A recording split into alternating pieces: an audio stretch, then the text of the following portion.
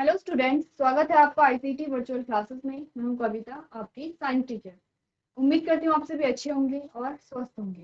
तो क्लास हम कंटिन्यू करेंगे अपना सैंपल पेपर, जिसमें आप देख रहे थे 2024 का सैंपल पेपर। देख लेते हैं अभी तक आपने कौन कौन से क्वेश्चन सॉल्व किए हैं। इससे पहले आप एमसीक्यूज के जो क्वेश्चन है आपके वो सॉल्व कर चुके हैं, ठीक है। तो बायो का पोर्शन हम देख रहे हैं, ये आपको पता है। तो आपने जो क्वेश्चन आपके पास आया था, डिफरेंस आया था, आपको सपोर्शन पर पोर्शन में डिफरेंस बताना था। सेकंड जो आपके पास क्वेश्चन आया था उसमें आपसे कहा गया था कि भोज उस ऊतक का नाम लिखिए जो पौधे में भोज्य पदार्थ का वहन करता है, ठीक है। क्या आंसर आया था आपका? भोज्य पदार्थ का वहन कौन करेगा? आपने यहाँ पर प्लांट टिश्यू को डिटेल में जाना, कौन कौन से प्लांट टिश्यू होते हैं, क्या क्या उनके फंक्शन होते हैं, ठीक है। पहले का आंसर जो आपके पास आया था दैट इज फ्लोएम। और सेकंड आपके पास आया था कि उस ऊतक का नाम लिखिए जो पौधे में जल व खनिजों का क्या करता है, परिवहन करता है। क्या है इसका आंसर? जाइलम है। डायरेक्शन हमने क्या कही थी? जाइलम सिर्फ एक ही डायरेक्शन में होगा। क्यों? क्योंकि जो पानी है, जो जल है, जल का अवशोषण कहाँ से हो रहा है? आपने कहा रूट से हो रहा है, ठीक है। जो जड़ है वो क्या कर रही है? पानी को अवशोषित कर रही है। अब जड़ को पानी को ऊपर तक पहुंचाना है, ऐसा नहीं कि कहीं नीचे भी पहुंचाना है। वही हम फ्लोएम की बात करें, आपने कहा फ्लोएम में जो परिवहन होगा वो बाय डायरेक्शनल होता है, दोनों दिशाओं में होगा। क्यों? क्योंकि भोज्य पदार्थ का परिवहन कर रहा है। अब भोजन कहाँ बना? आपने कहा जो भोजन बना वो बना पत्ती में, ठीक है। भोजन कहाँ पे बना? पत्ती में बना। और भोजन की आवश्यकता पूरे प्लांट को है, स्टेम को भी है, रूट को भी है, ऊपर शूट को भी है। तो इसीलिए यहाँ पर जो परिवहन पाया जाता है वो दोनों दिशाओं में मिलता है आपको, ठीक है। ये क्वेश्चन आप सॉल्व कर चुके थे। अगला प्रश्न जो हमारे पास आया था उसमें आपसे कहा गया था what do you mean by double circulation. Double circulation के बारे में आपने क्या बात की थी? हमने एक डायग्राम बनाया था, डायग्राम के माध्यम से आपने डबल सर्कुलेशन को समझा था। कैसे? आपने कहा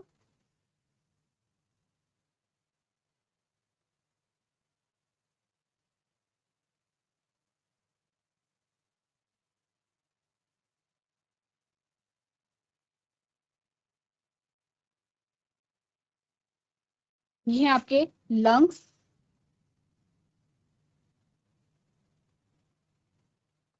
ये है आपका हार्ट, ठीक है। ये है आपके बॉडी ऑर्गन। अब आपने कहा कि बॉडी से डीऑक्सीजनेटेड ब्लड आया कहाँ? आपके राइट एट्रिया में। राइट एट्रिया से जो ब्लड गया वो आपके गया राइट वेंट्रिकल में। राइट वेंट्रिकल से कहाँ गया? आपका लंग्स में गया, ठीक है। लंग से जो ब्लड है वो ऑक्सीजनेटेड ब्लड होके आया आपके लेफ्ट एट्रिया में, और लेफ्ट एट्रिया से आपके लेफ्ट वेंट्रिकल में, लेफ्ट वेंट्रिकल से आपके बॉडी पार्ट में पहुंचाया गया है। यही आप डबल सर्कुलेशन है, ठीक है। ये क्या है? यहाँ पे डबल सर्कुलेशन है। यही चीज आपने पढ़ी थी। अब डबल सर्कुलेशन में आपने क्या कहा कि जो रक्त है यहाँ पर वो दो बार आपके हार्ट में आया है। एक बार तो आपका डीऑक्सीजनेटेड ब्लड आया यहाँ पर, ठीक है। जो आपको ब्लू में दिखा रखा है वो आपका क्या होगा? डीऑक्सीजनेटेड ब्लड था, यानी कि ऐसा रक्त जिसमें CO2 की मात्रा अधिक है और ऑक्सीजन की मात्रा कम है, ठीक है। सेकेंड टाइम जो ब्लड आपके हार्ट में आया है वो कहाँ से आया है? लंग से। इस प्रकार से ऑक्सीजनेटेड ब्लड कहाँ पे आया? आप लंग से आया, और यहाँ से लंग से ये क्या हुआ? आपके बॉडी के जो ऑर्गन है उनमें डिस्ट्रीब्यूट हो गया है। तो डबल सर्कुलेशन इसीलिए कहते हैं क्योंकि आपके हृदय में जो ब्लड है वो दो बार आया है। दो बार का मतलब क्या है? एक साइकिल में दो बार आया है, कंफ्यूज नहीं करना है। एक साइकिल है, ये पूरी एक साइकिल है, यानी कि आपका डीऑक्सीजनेटेड ब्लड का आपके हार्ट में जाना, हार्ट से आपके लंग्स में जाना, लंग्स से फिर से आपके हार्ट में जाना, और हार्ट से फिर आपके बॉडी ऑर्गन को पंप कराना। ये पूरी एक साइकिल आपके पास आती है, ठीक है। इस एक साइकिल में क्या हो रहा है? जो हृदय है वो आपके हार्ट में दो बार आ रहा है, इसीलिए आप इसे कहते हैं डबल सर्कुलेटरी सिस्टम या दोहरा परिसंचरण तंत्र। क्लियर है इतनी बात की यहाँ पर क्या हो रहा है? चलिए, अब आपने इतनी बात समझ ली है, इसी क्वेश्चन का जो सेकंड पार्ट देख लेते हैं। आपके पास क्वेश्चन आया है मानव रक्त में पाए जाने वाले श्वसन वर्णक का नाम लिखिए। Name the respiratory pigment found in the human body. चलिए, क्वेश्चन बहुत इजी है, एक बार क्वेश्चन को पढ़िए, इसका आंसर मुझे बताइए, क्योंकि क्वेश्चन बहुत इजी है, ठीक है। आपने ब्लड के बारे में पढ़ा है, जो रक्त है वो किस किस चीज से मिलकर के बना होता है, रक्त में कौन सा वर्णक है और उस वर्णक का कार्य क्या है। आंसर आपका क्या है? आपने कहा कि जो मानव रक्त है, मानव रक्त में जो वर्णक पाया जाता है उसे आप क्या कहते हैं? हीमोग्लोबिन कहते हैं। ठीक है, क्या करेंगे? इसका आंसर क्या होगा?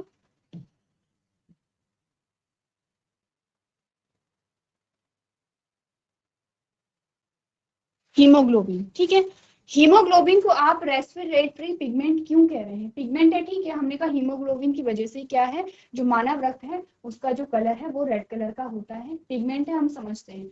आपने कहा कि रेस्पिरेटरी पिगमेंट क्यों कह रहे हैं, यानी कि श्वसन वर्णक क्यों कह रहे हैं? क्योंकि हीमोग्लोबिन ही क्या करता है? ऑक्सीजन से बाइंड करता है। आपने क्या पढ़ा था जब आप अभी रेस्पिरेटरी सिस्टम का आपके पास क्वेश्चन आएगा, आपने कहा ये आपकी एल्वेलाई है, इस प्रकार से ये आपकी ब्लड वेसल्स हैं। ठीक है, यहाँ पर क्या होगा? रक्त होगा, यहाँ पे क्या होगा? ऑक्सीजन होगा, यहाँ पे CO2 है। तो ये CO2 एल्वेलाई को दिया जाएगा, एल्वेलाई से जो ऑक्सीजन है वो आपके रक्त में आ जाती है। तो आपके रक्त में जो यहाँ पर ऑक्सीजन आया है वो हीमोग्लोबिन से बाइंड करेगा, हीमोग्लोबिन से जुड़ता है। यानी कि हीमोग्लोबिन का फंक्शन क्या होगा? ऑक्सीजन को पकड़ना और उसे पूरे जो आपके ऑर्गन्स होते हैं उन्हें डिस्ट्रीब्यूट करना। इसीलिए इसे श्वसन वर्णक कह रहे हैं या फिर रेस्पिरेटरी पिगमेंट कह रहे हैं। जब क्या होता है? CO2 है तो CO2 को भी क्या करता है? हीमोग्लोबिन कैप्चर करके आपके लंग्स में लेके आता है और आपकी बॉडी से बाहर निकाल दिया जाता है। इजी है क्वेश्चन। ठीक है, आपने डबल सर्कुलेटरी सिस्टम को थोड़ा और अच्छे से आप डिटेल में डिस्क्राइब कर सकते हैं। आपने फटाफट से डायग्राम बनाना है और वहां पर क्या करना है? डेफिनेशन लिख देनी है। सेकेंड जो आपके पास क्वेश्चन आया है ये 1 नंबर का है, क्योंकि ये 2 नंबर का आपके पास आया है, ये 1 नंबर का प्रश्न आपके पास आया है। आप एक लाइन में इसका आंसर दे सकते हैं। चलिए नेक्स्ट क्वेश्चन देख लेते हैं। आपके पास जो अगला प्रश्न आया है क्वेश्चन नंबर 19 है, 19वां प्रश्न है और 3 नंबर का प्रश्न आपके पास आ गया है। अब आपको इतना ध्यान रखना है कि जैसे जैसे आपके नंबर बढ़ रहे हैं वैसे वैसे आप क्या करेंगे? अपने आंसर को डिटेल में लिखना शुरू करेंगे। जैसे कि 1 नंबर का प्रश्न है तो आपने कहा कभी कभी एक शब्द में भी आंसर पूरा हो जाता है, कभी एक सेंटेंस में भी पूरा हो जाता है, या 1 या 2 लाइन में पूरा हो जाता है आपका आंसर। अब यहाँ पर 3 नंबर का क्वेश्चन है तो आप उसे डिटेल में लिखेंगे। तो क्या कहता है आपका क्वेश्चन? आपने कहा क्वेश्चन नंबर 19 आपका और में भी आया है, यानी कि अगर आप क्वेश्चन पेपर कर रहे होंगे तो या तो आप ये कीजिए या ये कीजिए। तो हम यहाँ पर दोनों ही आंसर देखेंगे।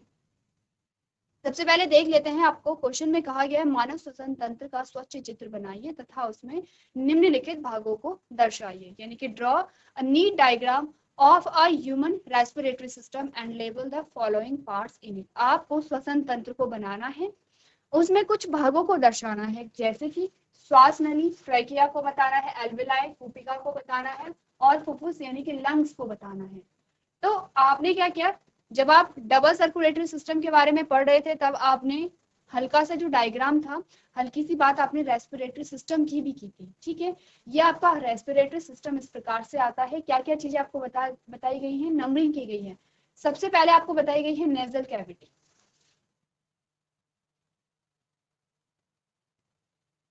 सबसे पहले आपको बताई गई है नेजल कैविटी। नंबर 1 पे जो आपको दिखाया गया है वो आपकी नेजल कैविटी है। ठीक है, नेजल कैविटी जो आपकी यहाँ पे नासा द्वार होते हैं, नासा द्वार के बाद वाला जो पोर्शन होता है। ठीक है, नेजल कैविटी के बाद सेकंड में आपको बताया गया है ये है फेरेंक्स। यहाँ पर क्या कि फेरेंक्स आता है, सेकंड वाले पोर्शन में फेरेंक्स है। तीसरा जो आपके दिखाए गए हैं वो है लैरिंग्स। ठीक है, और चौथा आपको दिखाया गया है ट्रैकिया। तो यहाँ से आप देखिए ये आपका ट्रैकिया वाला पोर्शन यहाँ पर आ गया है। आ गया ट्रैकिया। ट्रैकिया के बाद आपने कहा ये जो ट्रैकिया है अब ये 2 पार्ट में डिवाइड हो गया है, और जब ट्रैकिया आपके 2 पार्ट में डिवाइड हो जाता है तो आप इसे कहते हैं ब्रोंकाई। तो आपने क्या कहा?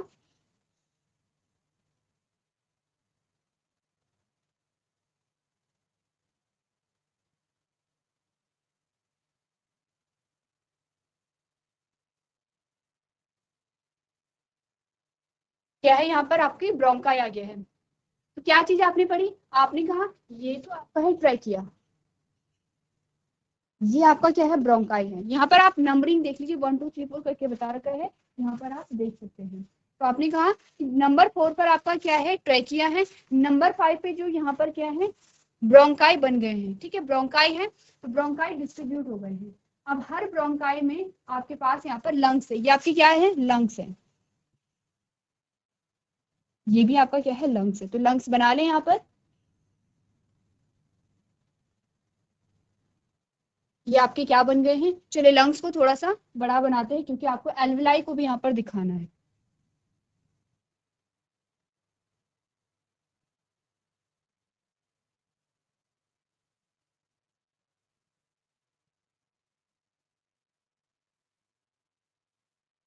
ये आपके क्या होते हैं, लंग्स आते हैं। अब लंग्स में क्या हुआ, जो आपके ब्रोंकाई थे, जो आपके ब्रोंकाई थे वो फिर से इनमें शाखाएं बनने लग जाती हैं। कैसी शाखा बनेंगी, जैसे कि एक शाखा इधर को बन गई,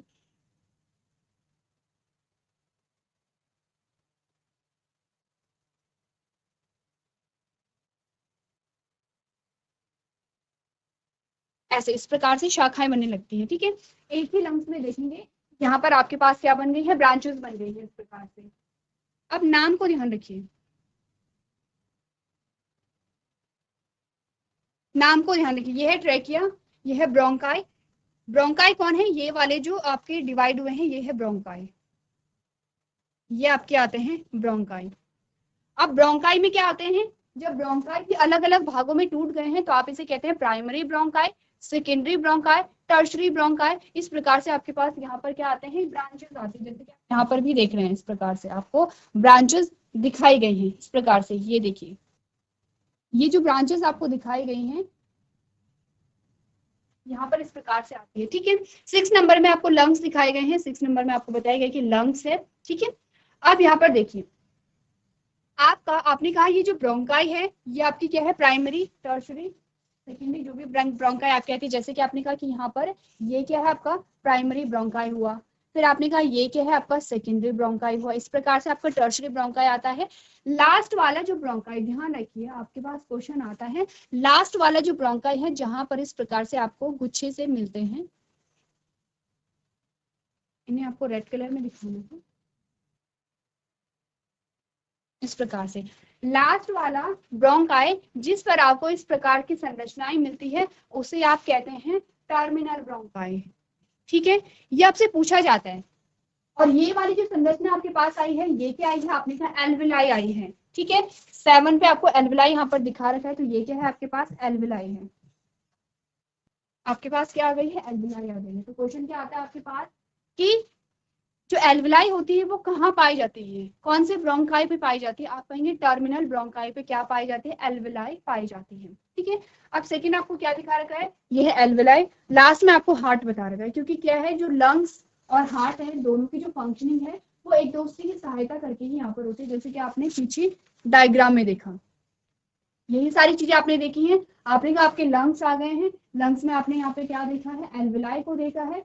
अब एल्विलाई का फंक्शन आप जानते हैं, आपने पढ़ा हुआ है इस प्रकार से एल्विलाई है, इस प्रकार से एल्विलाई है। ठीक है, यहाँ पर क्या है आपकी ब्लड वेसल्स है, ब्लड वेसल्स है। अब क्या हुआ, जब आपने सांस ली, जब आपने क्या किया, सांस ली, तो सांस में आपने क्या ली, ऑक्सीजन को आपने लिया, आपने ऑक्सीजन को इनहेल किया है, ये ऑक्सीजन यहाँ आ गई है, और ये ऑक्सीजन कहाँ भर गई है, सीधे आपके एल्विलाई में भर गई है। ठीक है, आपके एल्विलाई में क्या है, ऑक्सीजन भरी हुई है।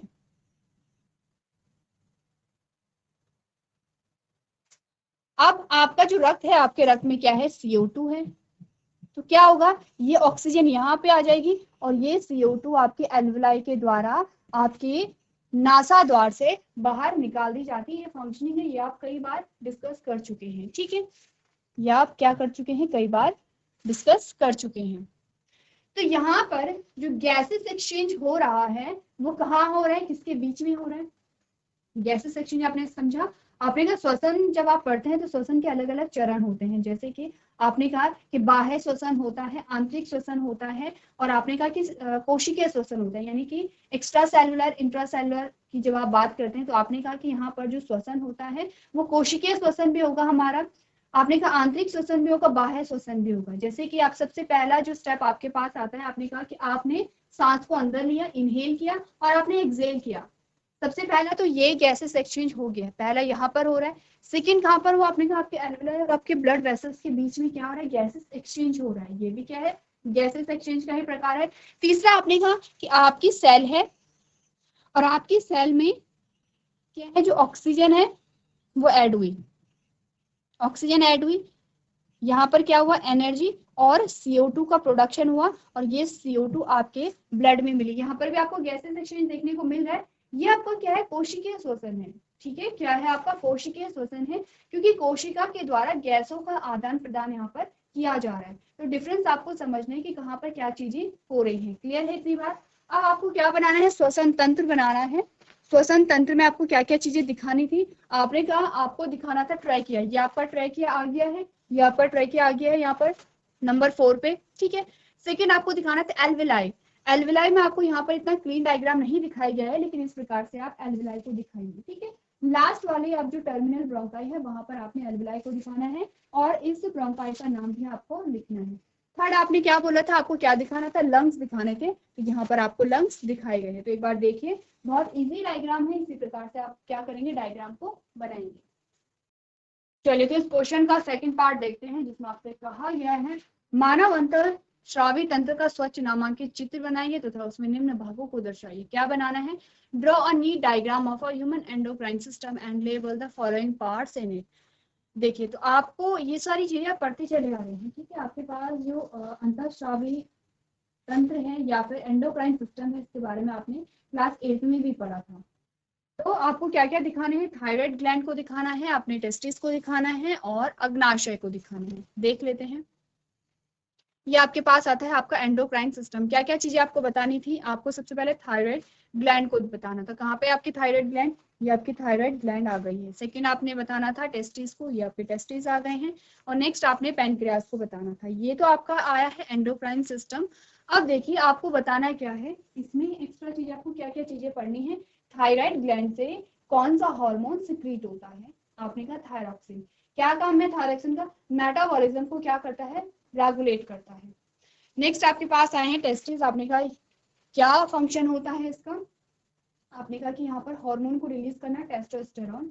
अब टेस्टोस्टेरोन का क्या काम होगा, सेकेंडरी कैरेक्टर को यहाँ पर क्या करता है, ये दर्शाता है।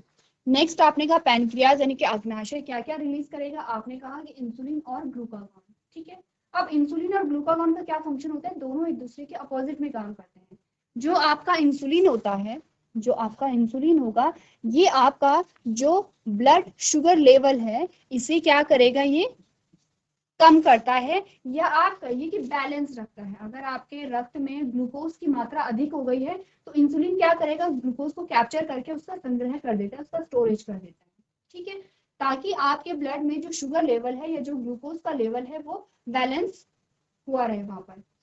अब आपने कहा जो ग्लूकागॉन है वो क्या करेगा, क्या होता है कि कभी कभी आपके रक्त में जो शुगर लेवल है वो बहुत ज्यादा कम हो जाता है, यानी कि आवश्यकता से अगर कम हो गया है तो ये क्या करेगा, जो ब्लड शुगर लेवल है उसे इंक्रीज करेगा। ये क्या करेगा, जो इंसुलिन ने जो ग्लूकोज को स्टोर किया है उसे फिर से क्या करेगा, आपके ब्लड में ऐड करने लगेगा और ब्लड शुगर लेवल को कंट्रोल करेगा।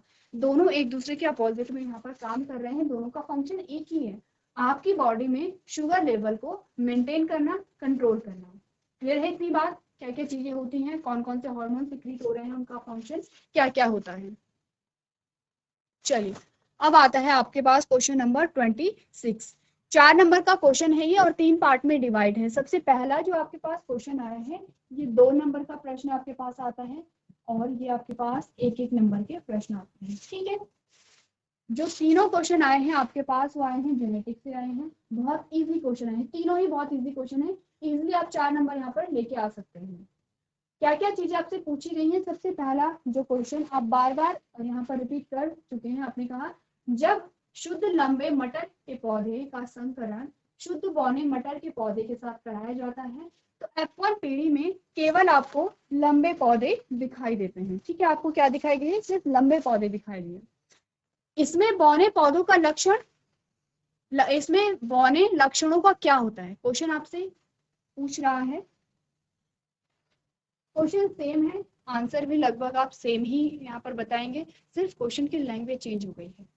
आपसे सिंपली क्वेश्चन पूछा जाता है कि क्या रिजल्ट होगा जब आपने एक शुद्ध लंबे पौधे का संकरण एक शुद्ध नाटे पौधे से करा दिया है, तो आपके पास क्या रिजल्ट आया, F1 जनरेशन या F2 जनरेशन में दर्शाइए या रेशियो बताइए, इस प्रकार का क्वेश्चन है। यहाँ पर हल्के सी क्वेश्चन को ट्विस्ट कर लिया गया है, आपको कहा गया है कि जब क्या हुआ, if a pure tall pea plant is crossed with a pure dwarf pea plant, then in F1 generation only tall plants appear.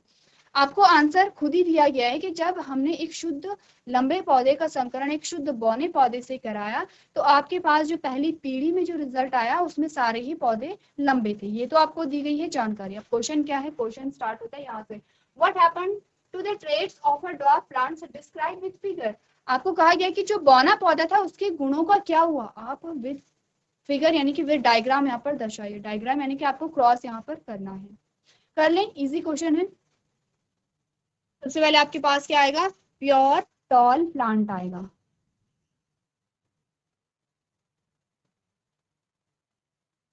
जब आप क्रॉस करेंगे तो आप इसी प्रकार से लिखेंगे जैसे आप दर्शाते हैं, कैपिटल टी से, फिर आपने कहा प्योर ड्वार्फ प्लांट है।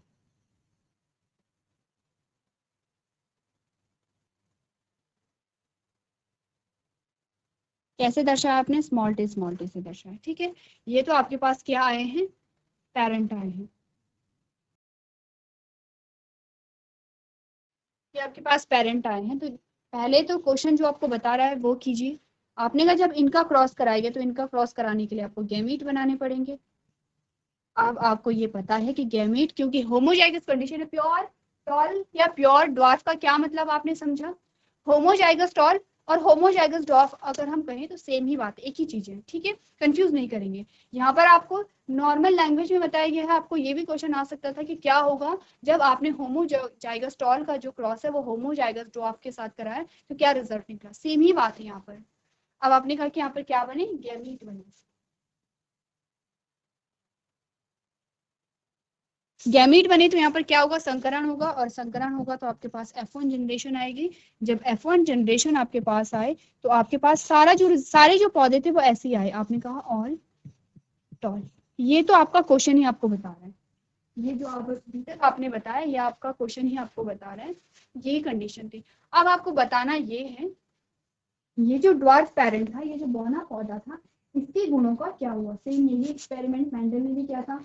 मेंडल ने कहा कि जब मेंडल ने देखा कि पहली पीढ़ी में सिर्फ एक ही जनक के कैरेक्टर आए हैं तो दूसरे जनक के कैरेक्टर्स का क्या हुआ, उसके लिए मेंडल ने क्या किया, यहाँ पे सेल्फ क्रॉस कराया था। सेल्फ क्रॉस में क्या किया था, F1 जनरेशन के बीच में ही क्रॉस कराया था। तो हम भी F1 जनरेशन के बीच में क्रॉस कर लेते हैं। ये F1 जनरेशन आपके पास capital T small T, capital T small T, क्या होगा, गैमीट बनेंगे, कैपिटल टी बना, स्मॉल टी बना, कैपिटल टी बना और स्मॉल टी बना, ठीक है। अब आपके पास क्रॉस कराइए, capital T capital T, capital T small T, capital T small T, small T small T, ठीक है। क्योंकि आपको बताना था कि दूसरे पेरेंट के साथ क्या हुआ। अच्छा एक बात और, ये समझिए, ये जो क्रॉस आपको दिया गया है ये जानते हैं आप कौन सा क्रॉस है, ये पहला लॉ है। ये जो आपको बताया गया है ये है लॉ ऑफ डोमिनेंस।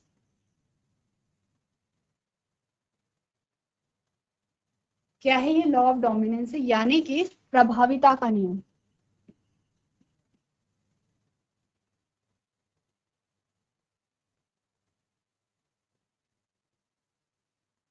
प्रभाविता का नियम, ये क्वेश्चन आपके पास आया है, ठीक है। अब आपको ये कहा गया था कि छोटे पौधे के साथ क्या हुआ, आपने कहा कि कुछ कुछ ऐसे जीन होते हैं जो कि अपने कैरेक्टर को होमोजाइगस कंडीशन में ही दिखा पाते हैं। जैसे कि अगर आप F2 जनरेशन देखेंगे तो आपने क्या देखा, आपने कहा कि ये तीनों कैसे हैं, टॉल हैं, ये तीनों कैसे हैं, टॉल हैं यानी कि लंबे हैं, और ये एक कैसा है, ड्वार्फ है यानी कि बौना है। ऐसा क्यों हुआ, अब आप चारों में देखिए तो चारों में आपको क्या चीज दिखाई दे रही है, आपने कहा जिसमें कैपिटल टी है वो क्या होंगे, लंबे ही होंगे यहाँ पर, और जिसमें कैपिटल टी नहीं है, दोनों स्मॉल टी हैं, वो कैसे होंगे, बौने होंगे यहाँ पर। तो इस चीज से आपने क्या निष्कर्ष निकाला, आपने कहा कुछ ऐसे कैरेक्टर होते हैं जिनके जीन अपने गुण को तभी एक्सप्रेस कर पाते हैं जब वो होमोजाइगस कंडीशन में होते हैं। होमोजाइगस कंडीशन का मतलब समझ रहे हैं आप लोग, दोनों एलील एक ही ट्रेट के लिए रिस्पॉन्सिबल है, एक ही ट्रेट को कोड कर रहे हैं, इसे आप कहते हैं होमोजाइगस। हेटेरोजाइगस में आपने कहा दोनों ट्रेट अलग अलग, दोनों जो एलील है वो अलग अलग ट्रेट के लिए रिस्पॉन्सिबल है, इसे आपने कहा हेटेरोजाइगस, ठीक है। अब आपने कहा कि क्या होता है कि कोई ऐसे जीन होते हैं जो कि होमोजाइगस कंडीशन में ही अपने कैरेक्टर को दिखा पा रहे हैं, लेकिन कोई ऐसे जीन होते हैं जो कि अगर हेटेरोजाइगस कंडीशन में भी हैं फिर भी अपने कैरेक्टर को दिखा पा रहे हैं, क्योंकि हमने कहा वो स्ट्रॉन्ग है, क्योंकि हमने कहा वो प्रभावी है, क्योंकि वो डोमिनेंट है। ठीक है, तो आप क्या समझे इस बात से? आपने कहा कि यहाँ पर डोमिनेंट कौन था? आपने कहा कैपिटल टी क्या था आपके पास? डोमिनेंट पेरेंट था, प्रभावी जनक था। यानी कि यहाँ पर आपको एक भी एलील अगर दिख जाता है तो आपको लंबा पौधा दिखेगा ही दिखेगा। ठीक है, क्लियर है। लेकिन जो बौना पौधा था, बौने पौधे के गुणों के साथ क्या हुआ, वो क्यों नहीं आया? क्योंकि F1 जनरेशन में सारे ही पौधों में क्या थे, एक कैपिटल टी था और एक स्मॉल टी था, और जहां पर कैपिटल टी आया वहां पर कैपिटल टी क्या करेगा, स्मॉल टी के कैरेक्टर को हाइड कर देगा, छुपा देगा। यानी कि कैपिटल टी क्या है, प्रभावी है किस पर? आपने कहा स्मॉल टी पर। जो लंबा पौधा था वो बौने पौधे पर प्रभावी था। तो अगर लंबे पौधे का एक भी एलील आ गया है तो बौना पौधा अपने आप को एक्सप्रेस नहीं कर पा रहा है, हाफ भी नहीं कर पा रहा है। ठीक है, जब आपने इसके क्या देखे थे, आपने एक्सेप्शन देखे थे, अपवाद जब आपने देखे थे, तो आपने 4 o'clock प्लांट का एग्जाम्पल देखा था। वहां पर जब आपने एक्सेप्शन देखा तो आपने कहा कि वहां पर क्या हो रहा है कि जो डोमिनेंट पेरेंट है वो आधा ही अपने आप को एक्सप्रेस कर पा रहे हैं, लेकिन यहाँ पर आपने क्या कहा, डोमिनेंट पेरेंट फुली अपने आप को एक्सप्रेस करेगा, और जो यहाँ पर रेसेसिव पेरेंट है यानी अप्रभावी जनक है, अप्रभावी जनक हेटेरोजाइगस कंडीशन में कभी भी खुद को एक्सप्रेस नहीं कर पाएगा। इसीलिए F1 जनरेशन में इसके कैरेक्टर नहीं आए, और F2 जनरेशन में जब ये होमोजाइगस कंडीशन में आया तो इसके कैरेक्टर यहाँ पर एक्सप्रेस हो गए हैं। ठीक है, अब आपको समझ आया कि क्या हुआ बौने पौधे के लक्षणों का यहाँ पर। अब आप इसे क्या करेंगे, डायग्राम आपने बना दिया है, इसी प्रकार से आप क्या करेंगे, क्रॉस को दिखाएंगे और लैंग्वेज में समझा देंगे कि क्या यहाँ पर हुआ है ड्वार्फ प्लांट के साथ। चलिए अब सेकंड क्वेश्चन देख लेते हैं। ठीक है, सेकंड क्वेश्चन आपसे क्या पूछा गया है। चलिए अगला प्रश्न जो आपसे पूछा गया है वो ये है, आनुवांशिकता का जनक किसे कहते हैं? Who is known as the father of heredity? Easy question है, कौन है? Gregor John Mendel. ठीक है, चलिए अगला प्रश्न बहुत इजी क्वेश्चन है, ये आप लोग खुद घर में करेंगे। डीएनए का पूरा नाम क्या है? Deoxyribonucleic acid. ये तो आप जानते हैं कि डीएनए का पूरा नाम क्या है। होमवर्क में आपके लिए क्या है, आपने देखना है कि डीएनए का कंपोजिशन क्या है, डीएनए किस किस चीज से मिलकर के बना होता है, ये आप लोग घर पे करेंगे। चलिए अब आपके पास आता है क्वेश्चन नंबर 27। क्वेश्चन नंबर 27 में आपके पास कितने, 4 नंबर का आता है, और यहाँ पर आपको 2 पार्ट में मिला है, 2 पार्ट में यानी अक्सा में है, या तो ये सॉल्व करेंगे या तो ये सॉल्व करेंगे। तो पहला जो क्वेश्चन है उसमें आपसे कहा गया है विस्तृत टिप्पणी लिखिए, नोट्स इन डिटेल। डिटेल में आपको नोट्स लिखना है, किस किस पे लिखना है? आपने कहा बाइनरी फिजन पे और वेजिटेटिव प्रोपेगेशन पे। तो आपके पास ये भी 2 नंबर का आता है और ये भी 2 नंबर का आता है। ठीक है, इसके अथवा में जो क्वेश्चन आपके पास आया है, आपने कहा निषेचन क्या है, यानी कि व्हाट इज फर्टिलाइजेशन, बाह्य निषेचन और आंतरिक निषेचन में अंतर बताइए, differentiate between external and internal fertilization. ये आपके पास 2 नंबर का आता है, और इसी के साथ आपके पास है गर्भ निरोधक की कोई 2 विधियां बताइए, write down any 2 methods of contraception. ठीक है, अब हम क्वेश्चन पेपर जब आप सॉल्व करेंगे तो दोनों में से एक क्वेश्चन करेंगे, यहाँ पर हम दोनों क्वेश्चंस को देखेंगे। सबसे पहले बात कर लेते हैं यहाँ पर बाइनरी फिजन की और कायिक प्रवर्धन की। क्या है ये? आपने कहा ये है प्रजनन के प्रकार, दोनों ही क्या है, प्रजनन के प्रकार। किस प्रकार के प्रजनन के प्रकार हैं? आपने कहा अलैंगिक जनन। अब अलैंगिक जनन की बात आई है तो क्या होते हैं अलैंगिक जनन? वह प्रक्रिया है जिसमें एक ही जनक क्या करता है, नई संतति को उत्पन्न करता है। तो आपने कहा एक ही जनक क्या है,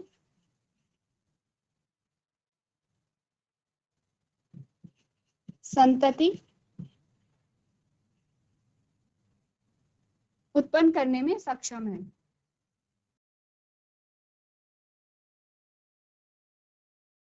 कुछ कैरेक्टर आते हैं यहाँ पर, जैसे कि आपने कहा युग्मक नहीं बनते हैं यहाँ पर।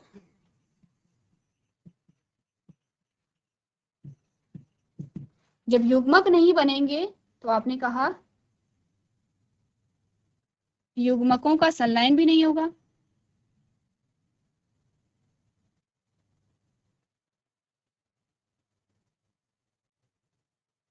ठीक है, फिर आपने कहा यहां पर जो संतति है,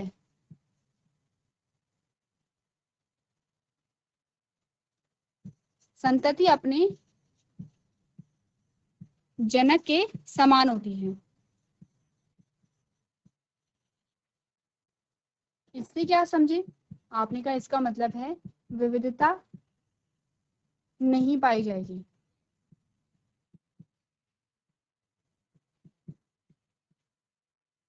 प्लस आपने कहा सरल प्रक्रिया है जिसमें टाइम कम लगता है। बेसिक सी चीजें हैं किसके बारे में, यहाँ पर अलैंगिक जनन के बारे में। ठीक है, अब यहाँ पर आपने कहा ये दोनों किसकी बात हो रही है, दोनों की बात हो रही है, बाइनरी फिजन की भी और वेजिटेटिव प्रोपेगेशन की भी। आपको ये पता के प्रकार है, लैंगिक अलैंगिक जनन क्या होते हैं ये आपको पता होने चाहिए। अब आपको करना क्या है, दोनों के बारे में, द्विविखंडन और कायिक प्रवर्धन दोनों के बारे में आप घर से पढ़ के लेके आएंगे। डायग्राम भी बनाना है कि बाइनरी फिजन किस प्रकार से हो रहा है, वेजिटेटिव प्रोपेगेशन के अलग अलग एग्जाम्पल भी आपको लिख करके लेके आने हैं। तो ये आपका क्या होगा, होमवर्क में क्वेश्चन होगा, नेक्स्ट जो हमारा लेक्चर होगा हम यहीं से अपने क्वेश्चन को स्टार्ट करेंगे। तो आज के सेशन में हम इतना ही करेंगे। अभी तक क्लास में बने रहने के लिए आपका धन्यवाद।